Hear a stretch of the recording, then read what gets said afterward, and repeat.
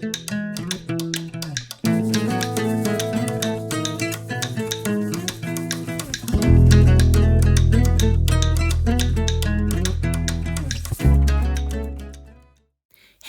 are you looking for a great way to practice free motion quilting without the huge expense of buying fabric, batting, and backing, and then realizing that your free motion quilting just absolutely sucks and you wasted your money?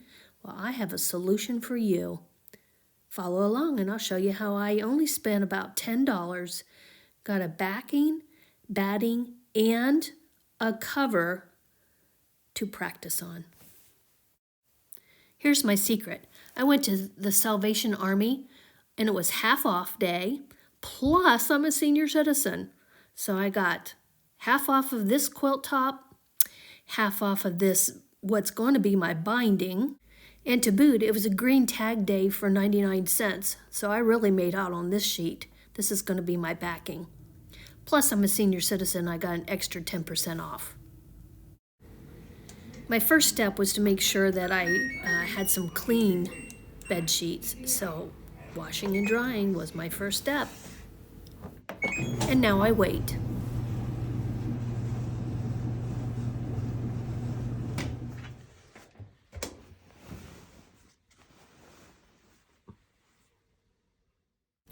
So here's a close-up now that it's freshly washed. Notice that the quilt top has like stitches that I need to take out, and I'm still undecided if I'm going to use the the batting on the inside. Not sure how it's going to turn out, but here's another close-up of the sheet that I'm going to use for my binding, and then the sheet that I'm going to use for my backing, and it's a real soft flannel-like sheet.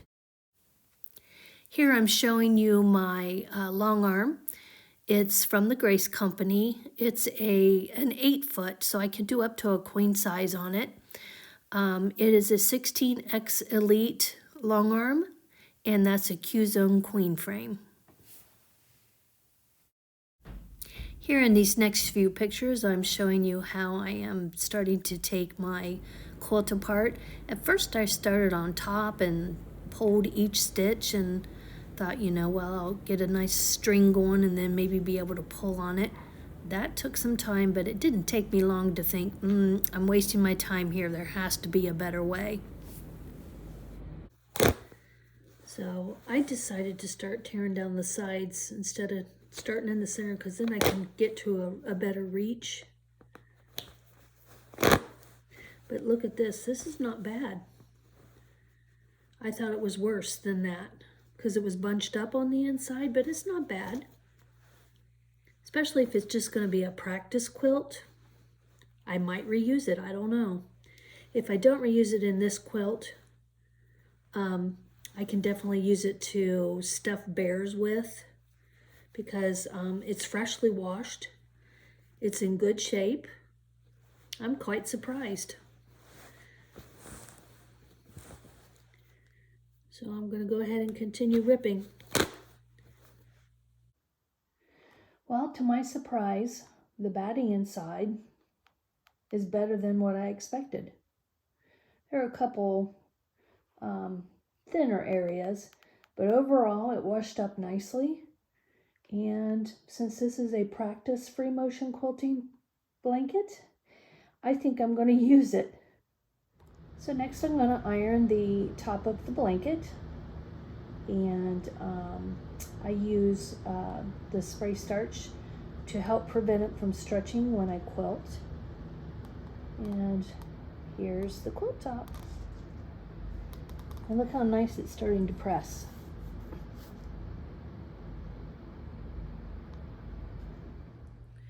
So the first thing I want to do is square off my top. So I have my ruler on the edge, and I just want to make sure that I have a square, a level edge. So I just trimmed off my excess pieces there. Got a nice straight edge, and now I have to decide how long I want it. That's a tough one. because I'm only doing this for practice, but hey, if it turns out good, I want to be able to use it for a wall hanging or an actual lap quilt. So if it's 44 wide, no, it's 48 wide, maybe 60 long would be reasonable. So I decided to make it 60 long. So I'm going to cut this bottom off. And that gives me a nice big piece here to maybe make a wall hanging or something. And maybe I'll start small. I might start small and work my way up to the big one. That's what I'm going to do. Okay, so you're probably wondering why I would start small and work my way up to the big one. Because I have a confession. I don't know how to free motion quilt. May sound strange. I've been sewing for over 50 years. But in the last 10 years, I would say I've been doing embroidery. And you know, when you get that digitizing piece down and the embroidery down, and then you try to move to free motion and you're used to a perfect design, it's hard to switch over. So rather than I learning free motion for quilting right off the bat, because I've only been doing this for a couple months, very honestly. I started my first quilt about 6 months ago. I did not try free motion, so I went straight to the embroidery machine, and I used a mighty hoop, which was magnetic, and it was an 8x8 frame, and I positioned my quilt top through that hoop 8 inches at a time, stitched out beautifully. I used designs from my that was built into my PRS 100 embroidery machine. Loved it. But after a while, I realized how time intensive shifting that quilt through an 8x8 hoop was. And then I kept thinking, well, maybe I'll learn free motion quilting. No, not a chance. I could not figure out how to get perfect even stitches on my domestic as much as I tried. And then I thought, well, maybe I'll upgrade my PRS 100 to the quilting side of it, but it was another right around $700. But I still had a very limited space, and it was still a push free motion style. And I was worried that if I didn't get my free motion style down on the domestic, how was I going to get the free motion style and be happy with it on my embroidery machine? So I started looking around. My friend who comes over and sews with me, my friend Dottie, she loves quilting, and she got me hooked on quilting. And she likes to stitch in the ditch and do echoing and stuff on her domestic. But I am more of a design girl. I like designs. And so I started watching the free motion quilting videos that are on YouTube and thought, I really want to learn how to do that, but I chickened out. I did end up buying a Grace Unique long arm that's behind me, and I know I've shown it in other videos, but I wanted to be able to have that perfect design, and the Grace company had a fabulous deal. In fact, it was through Ken's Sewing Center that I purchased the deal, but it was a Q-Zone Queen frame, a Unique 16X Elite long arm with automation. and I got the basic edge-to-edge tier, and I had a fabulous price. And the automation piece is what did it for me, because right there's my perfect stitch. So it's just like a big embroidery machine. And for maybe 6 weeks to 2 months, boy, I cranked out the quilts, and I loved every minute of it, and did it with the edge to edge, and I think that's a great way to do quilts. But in my back of my mind, I had this nagging desire to learn free motion quilting, but I didn't want to spend a lot of money on fabric, because quilting fabric's not cheap. I wanted to figure out how I could do a lot of practicing, and when I found this fabric at Goodwill, it just spoke to me, and I thought, I'm going to give it a try. So I'm going to give it a try with this smaller piece. If it turns out well, I can do a wall hanging, and if I really like what I'm doing with the free motion quilting, I can do it on that extra piece that I just cut off. And if I'm not successful, I can always do edge to edge on that other one so I don't waste it, because edge to edge is beautiful on my automation, on the edge to edge tier, the basic quilt motion tier. So I hope you keep following along and see how we do on my journey of free motion quilting.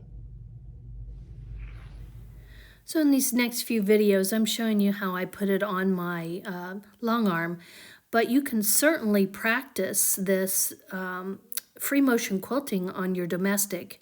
You make your sandwich by putting your backing face down on the floor or the table. Then you add your batting, and you can use spray adhesive to add your batting. I'm rolling mine up on the frame. And then you will want to load your quilt top, and you can spray baste your quilt top onto your batting, but your quilt top would be face up. So there are a lot of videos out there on how to make your quilt sandwich, but I'm just showing you how I'm making mine on the long arm here.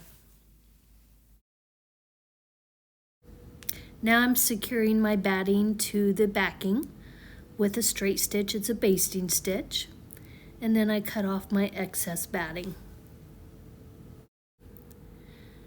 Next, I'm getting ready to secure the top with another basting stitch, just so that my fabric doesn't slip and slide as I practice my free motion quilting. You can see I go across the top of my quilt, and notice I have some pins there. I put those pins down to hold it in place while I baste.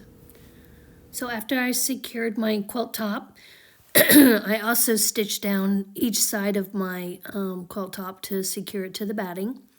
Here you can see I'm adding my my anchors to the side of the backing of the quilt, just to give it a little more tension. And you'll also notice that I have pink clips on the end. Those pink clips really come in handy when you have thick batting, or if you're using like a minky backing. These are 2-inch clips, and they're in my Amazon storefront if you're interested. So take a look. They work great.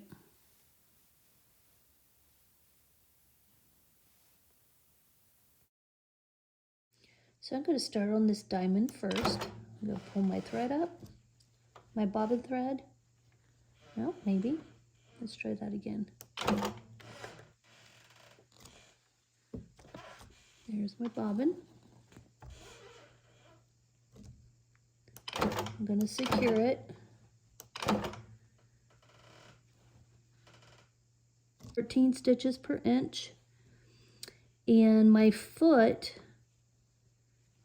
is right on that line. I'm going to stitch in the ditch first. Wish me luck. I'm used to using my needle up, needle down, instead of letting the machine do the work.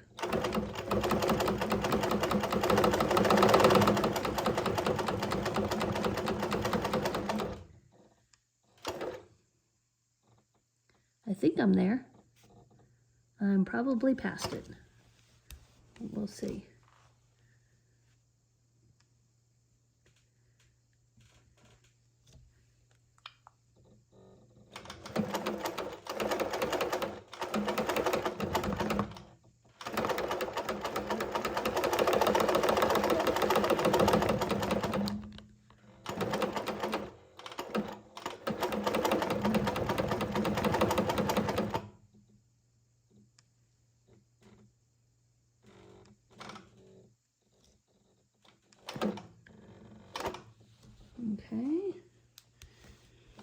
Well, it's not perfect, but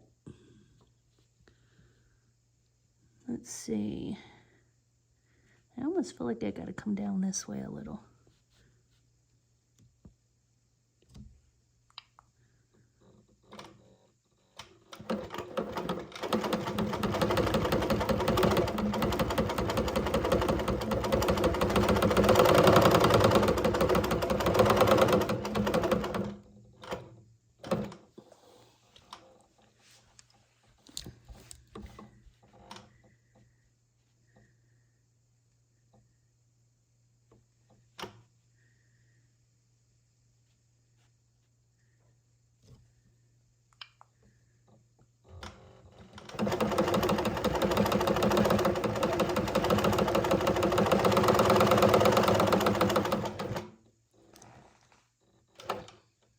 Okay, not bad for my first stitch around.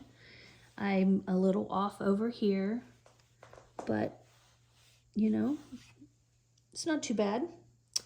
So now I'm going to try to, my goal is to do like cross hatching. I'm going to go across and then this way and see if I can do that.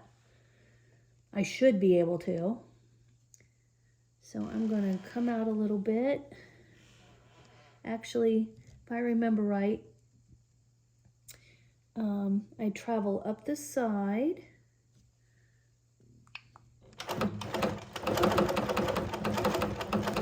Till I'm about 1/4 of an inch away. And if, I think my foot is 1/4 of an inch.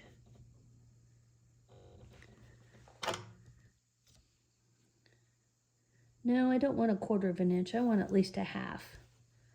So how do I measure that? I want to be at least 1/2.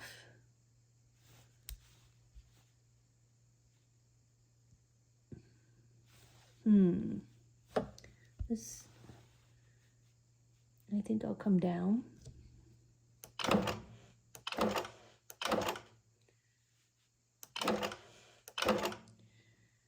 Okay. Then I'm going to go up that side. Wonder how I can measure that to be sure.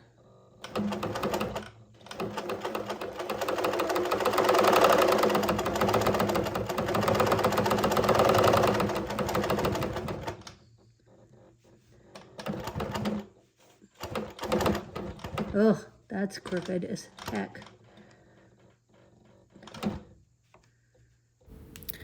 This is probably painful for you to watch. It's painful for me to show you, I'll be honest. But why am I doing this? Because we have to start somewhere. And did you just see me miss that whole mark? It's crooked, and I'm gonna have to rip out my stitch. Here I'm fixing the stitch. I did a little based stitch there just so I'd have a line to stitch on top of, and then I'll take those basting stitches out.